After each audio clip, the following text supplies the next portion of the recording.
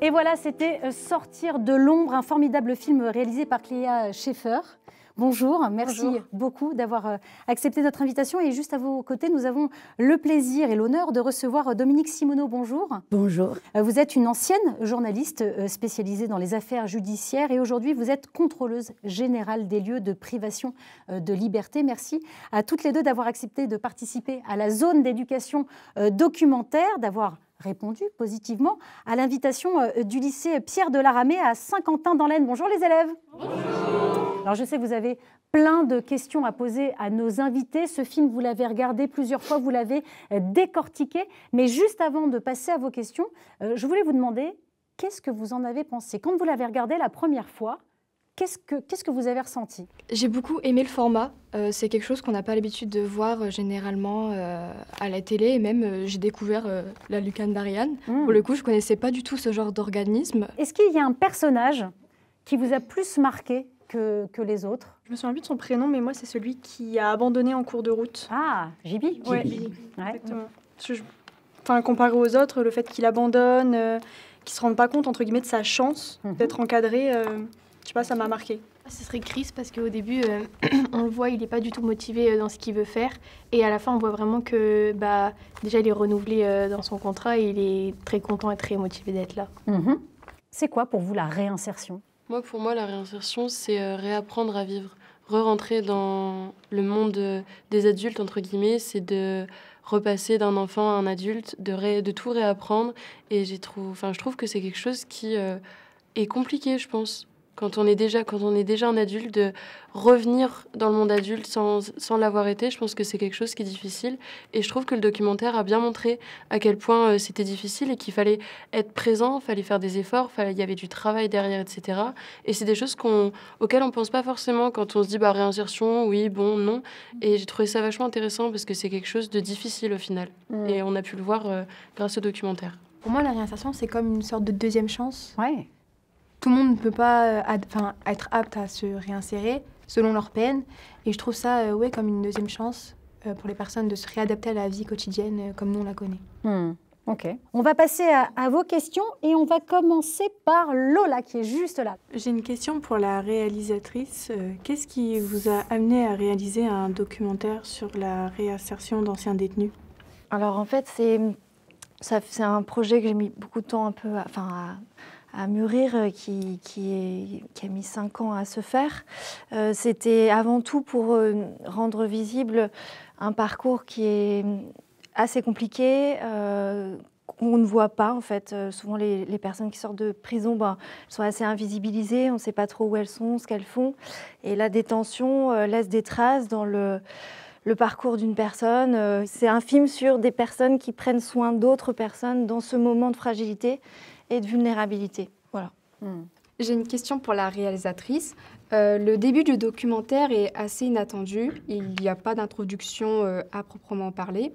Qu'est-ce qui justifie ce choix? Eh bien, alors, c'était assez, pour moi, c'était important qu'on rentre dans le film sans avoir toutes les clés de compréhension et qu'on découvre au fur et à mesure les personnages, qu'est-ce qui se passe, où est-ce qu'on est, et que tout soit pas dit d'un seul coup en 3 phrases et que le spectateur puisse aussi faire son propre cheminement de pensée et se poser ses questions et avancer avec ses propres questions sans avoir toutes les informations déjà pré-mâchées sur on est où, qu'est-ce qu'on dit, qu'est-ce qui, quoi. Enfin, voilà, c'est un peu l'envie de laisser un peu de liberté dans l'entrée du film. On continue avec Zoé. Moi, j'ai une question pour Cléa Scheffer. Comment avez-vous pris connaissance de l'association La Lucarne d'Ariane? Et s'il ne s'agissait pas d'une réinsertion par les métiers du spectacle, est-ce que cela vous aurait autant convaincu pour réaliser ce documentaire? Alors, en fait, La Lucarne d'Ariane, je les ai rencontrés au fil de mes repérages, rencontres. En fait, avant de faire le documentaire, j'ai pris le temps de rencontrer plusieurs associations qui travaillent dans la réinsertion.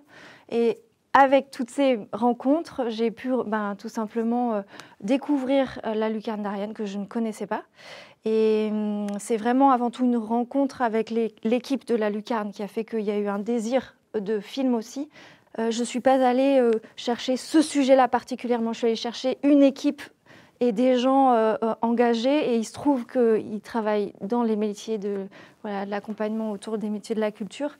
Et ce qui était très intéressant au final, parce que c'est un endroit de création qui aussi, permet au lien social d'encore plus se nourrir, se reconstruire. Et c'est un endroit très intéressant pour la reconstruction des personnes en sortie de prison, quoi. Voilà. On continue avec Benjamin. Alors, moi, ma question, elle est pour Madame Simoneau. Pensez-vous que la réinsertion, notamment par l'apprentissage d'un métier, tend à restituer l'humanité des détenus quand les lieux de privation de liberté déshumanisent trop souvent? Ou tout du moins, cela est-il à se libérer d'un passé qui colle à la peau? C'est une belle question. Je vais vous dire, moi, mon métier maintenant, c'est de visiter les prisons, entre autres, pour vérifier que les droits des détenus sont respectés. Je vous le dis tout de suite, ils ne le sont pas, mais il se trouve qu'il se passe en prison des choses magnifiques, également à l'intérieur comme à l'extérieur, comme ce qu'a filmé Clélia. Et il se trouve d'ailleurs qu'il y a 3 semaines, j'étais à la lucarne d'Ariane, où les anciens détenus m'ont interviewée, et ça m'a fait super plaisir. Mais pour revenir à la prison, bien sûr, pour ce qui est de la réinsertion, d'apprendre un métier, vous pouvez l'apprendre dedans. Simplement, il y a tellement trop de monde en prison en France en ce moment. Il manque aussi 2800 surveillants. Il n'y a plus assez de surveillants pour amener les détenus aux activités. Et malgré tout ce qui se passe de formidable, il y a des ateliers de théâtre, il y a des ateliers artistiques, de danse, il y a de littérature, il y a des matchs de foot, il y a des activités sportives, il y a un peu de tout en prison. De la médiation animale. Mais malheureusement, elle profite à trop peu de monde, alors que on sait tous maintenant, les études l'ont montré, qu'il faut commencer la réinsertion à l'intérieur. On continue avec Pauline. J'ai une question pour Madame Simoneau.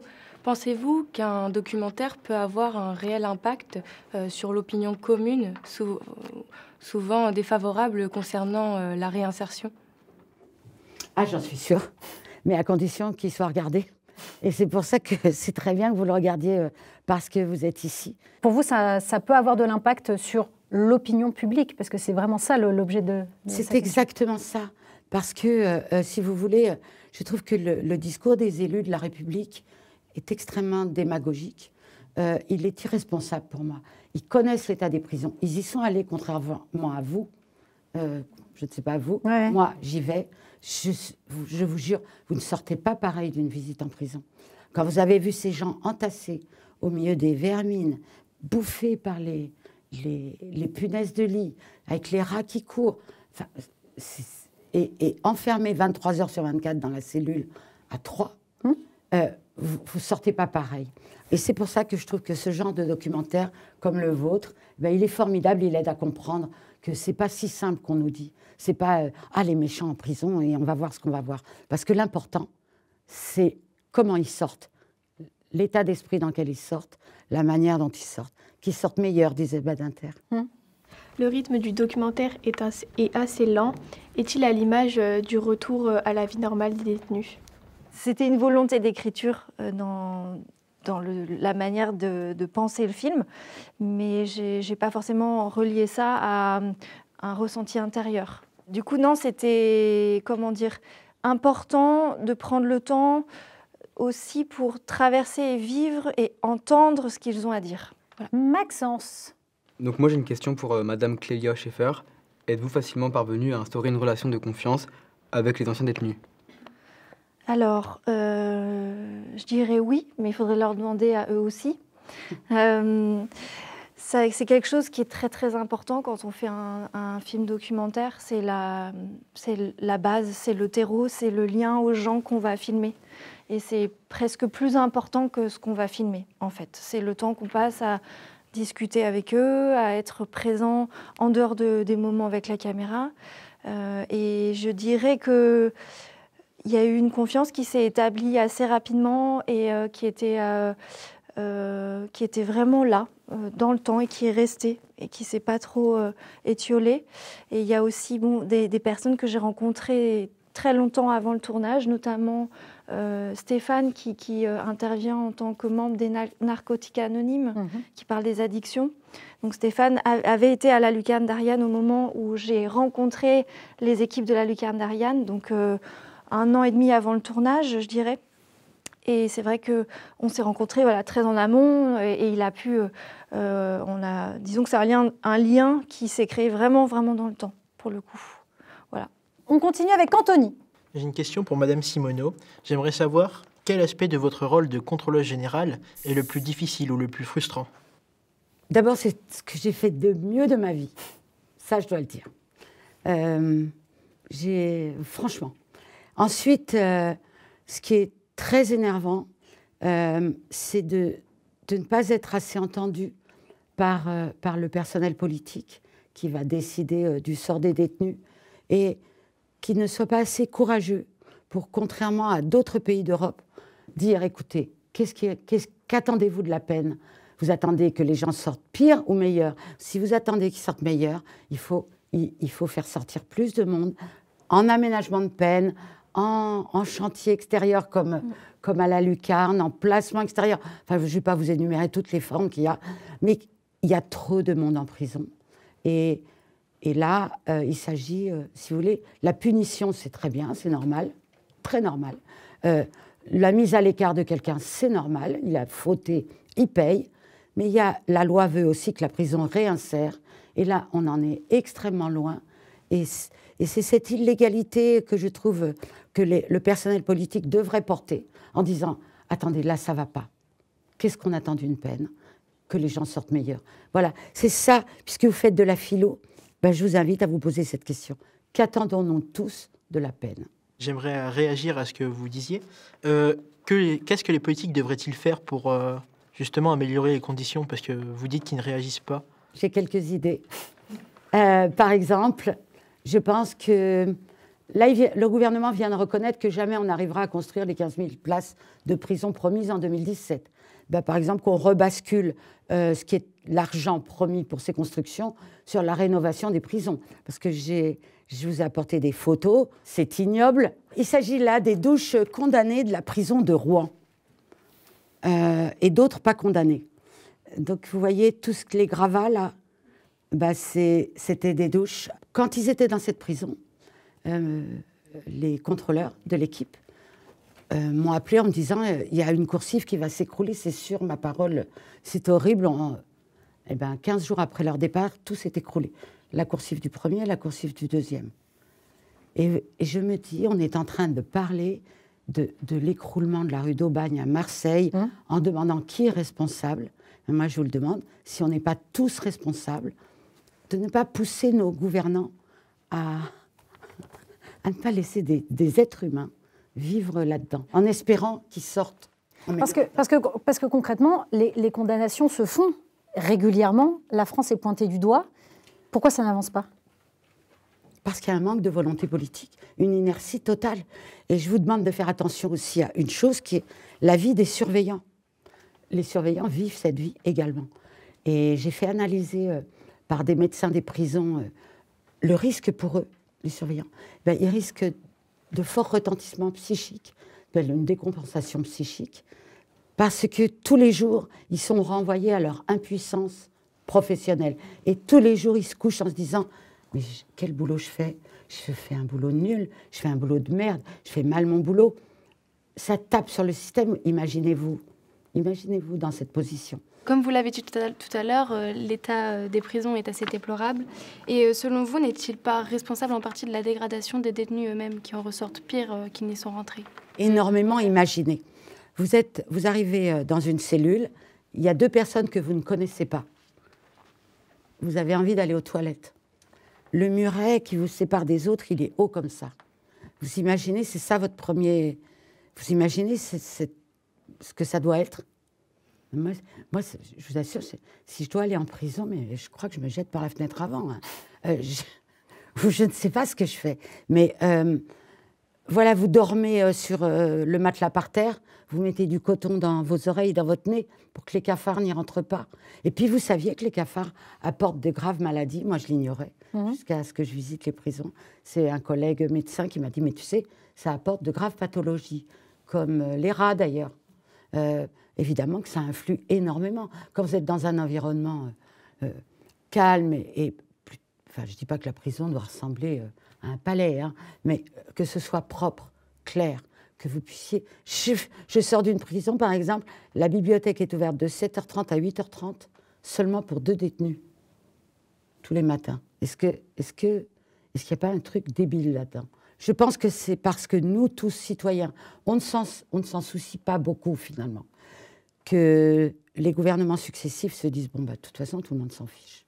Et on continue avec Océane, qui est juste devant. Pour la réalisatrice, le spectateur ne sait pas pourquoi ils ont été emprisonnés, mais est-ce que vous le saviez et pourquoi avoir choisi de ne pas dévoiler leur passé? Alors ça, c'est une question très importante. En fait, c'était un choix et une intention dès le départ, dès l'écriture du film, de ne pas parler de ce qui leur était arrivé et le pourquoi ils ont été en détention. Parce qu'en fait, je ne voulais pas, comment dire, associer à la personne qu'on rencontre dans le film sa condamnation pénale et son histoire. C'est-à-dire que ça lui appartient, c'est son passé, il a le droit d'en parler s'il le souhaite. Et c'était vraiment important pour moi qu'il n'y ait pas cette association qui soit faite entre il a fait ça et du coup de le regarder à travers aussi, à travers la peine qu'il a éprouvée, qu'il a eue. Ça t'a gêné, toi? Si tu poses cette question, c'est parce que tu t'es posé la question? Oui, je me suis posé la question. Bah, ça m'a pas gênée, mais j'ai trouvé ça surprenant, en fait, comme ça, je sais pas. Bah, en fait, c'était intriguant parce que, bah, du coup, je me posais la question, mais ça ne m'a pas gênée. Si tu avais su pourquoi John, Chris, JB avaient été, à un moment donné dans leur vie, incarcérés, est-ce que tu aurais eu un autre regard sur leur réinsertion?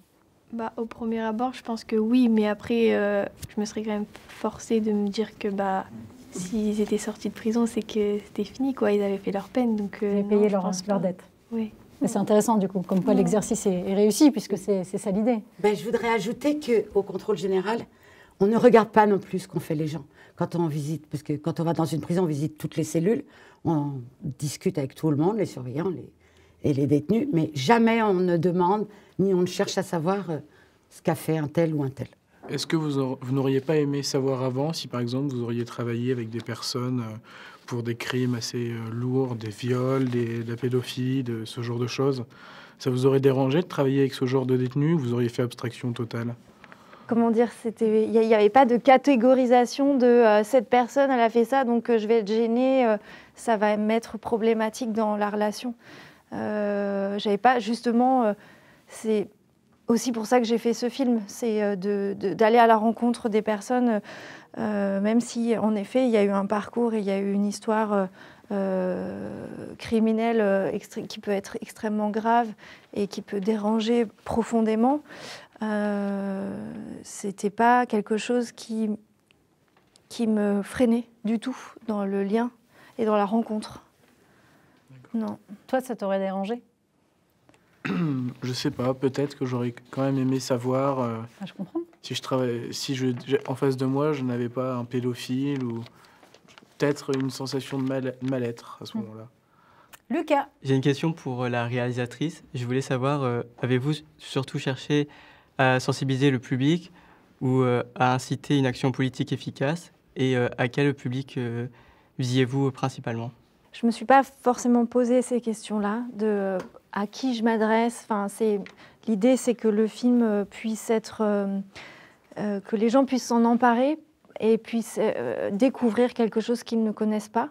Alors après, le plus de gens ils seront touchés, le mieux ça sera. Ne serait-ce que le fait que le film existe, c'est un acte politique en tant que tel, d'une certaine manière. On continue avec Anthony. Moi, j'ai une question pour Madame Simoneau. Pouvez-vous nous expliquer pourquoi la question du sort des détenus est une question politique? Franchement, ceux qui réclament, connaissant l'état de nos prisons, qui réclament de plus en plus de répression, de plus en plus de prisons, de plus en plus d'enfermement, sachant que ça ne sert à rien, même que ça empire les choses chez les gens. C'est pas du tout gnangnan ce que je vous dis. C'est pas pour dire « Ah, pauvre petit détenu, on va pleurnicher sur leur sort ». Non, c'est pour nous tous, pour la société tout entière. Qu'est-ce qu'il y a de mieux? Qu'ils apprennent un métier en prison, qu'on leur donne le goût de quelque chose. Pourquoi il y a 12% d'analphabètes en prison et que 12% en ressortent? Pourquoi la prison est ce temps violent et mort? Non, ça devrait être un temps d'apprentissage, comme le veut la loi. Manon. Pour Madame Simoneau, les lieux de privation et de liberté, notamment les prisons, ne devraient-ils pas être des lieux d'éducation qui permettent une restauration de l'estime de soi et une prise de conscience? C'est tellement vrai que c'est inscrit dans la loi. La loi dit... Vous feriez quoi, vous, pour améliorer les choses? Je viderais d'abord beaucoup les prisons. Je dirais, il est normal qu'il n'y ait pas plus de détenus que de places, et ce qui me permettrait de voir que énormément plus de détenus auraient accès aux activités, qu'elles soient intellectuelles ou physiques ou manuelles, et qu'ils puissent apprendre un métier, donner le goût d'autre chose, le goût de la réflexion. Voilà ce que je ferais. Ça paraît simple, mais ça ne l'est pas du tout.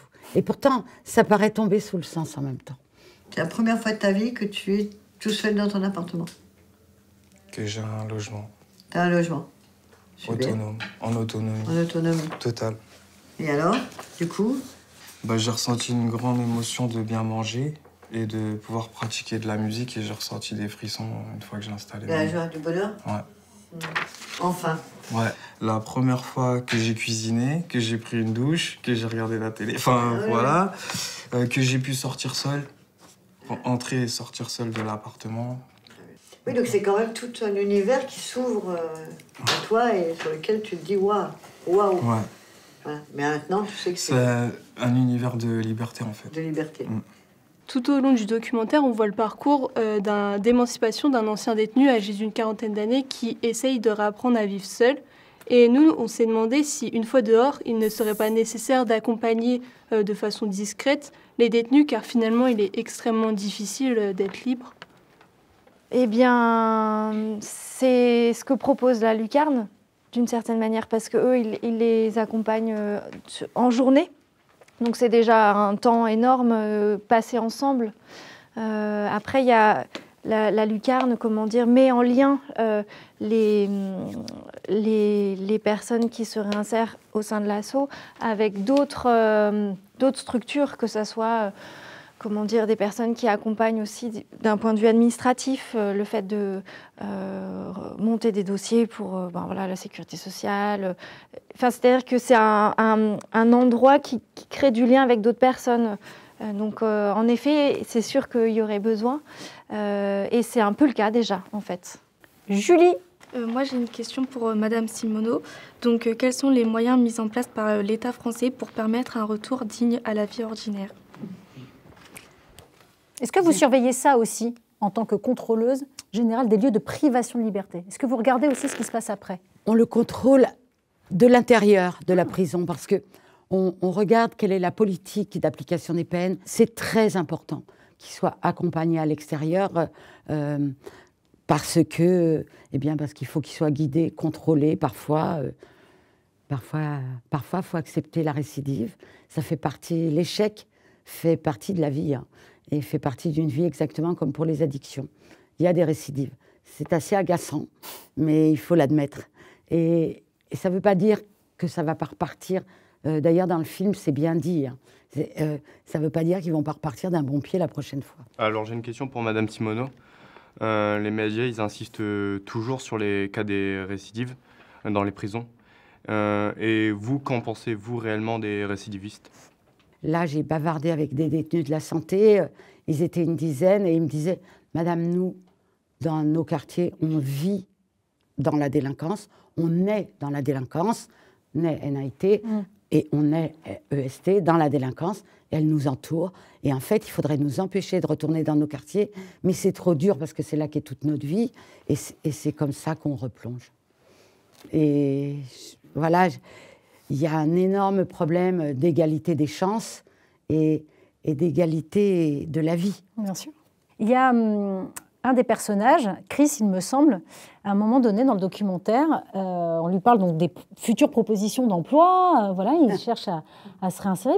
Et puis il dit oh non, ça, moi, ça me plaît pas du tout. Quand je travaille, il faut que ça me plaise aussi. Si ça me plaît pas, je vais pas continuer. Après, alors il y a deux choses. Il y a c'est pour ça que je vais pas postuler à toutes les si trucs, sinon... tu postules parce que je te dis, d'abord tu acquiers une expertise. Et ça, c'est pas rien. L'expertise, justement, et que tu montres que tu es organisé, ordonné, comme tu dis. Je vais postuler, il n'y a pas de problème. Voilà. Je vais postuler. Tu acceptes S'ils m'acceptent, je vais refuser parce que moi, j'aimerais pas ce que c'est. Pourquoi tu dis que tu vas refuser? Tu n'en sais rien. Parce que je vais pas postuler pour quelque chose que j'aime pas. Mais tu sais pas si tu vas aimer l'entreprise ou pas. C'est quand tu y travailles. Ça fait quelques semaines que je viens un peu et je t'entends toujours dire je cherche. Maintenant, tu peux plus chercher comme ça.